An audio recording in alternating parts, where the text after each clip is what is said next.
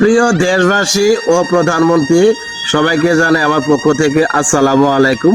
আমি একটা কথা বলার জন্য আজকে ভিডিওতে আসলাম। দেখেন, আমি একজন প্রতিবন্ধী মানুষ, হুইল চেয়ারে চলাফেরা করি।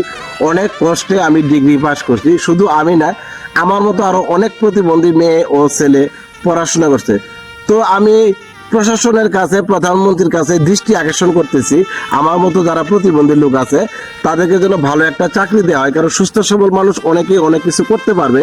আমরা এত কষ্ট করে লেখাপড়া করছি, তাতে যদি কোনো গ্রহণযোগ্য না হয়, এই লেখাপড়ার দাম কি?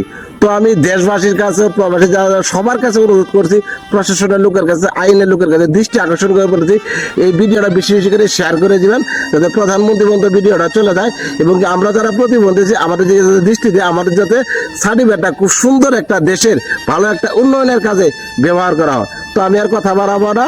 প্রিয় দেশবাসীর কাছে অনুরোধ, সবাই ভালো থাকবেন, সুস্থ থাকবেন। ভিডিওটা এত পরিমাণ শেয়ার করবেন যাতে প্রধানমন্ত্রীর দৃষ্টিকোণ পর্যন্ত ভিডিওটা চলে যায়। সবাই ভালো থাকেন, সুস্থ থাকেন। আসসালামু আলাইকুম।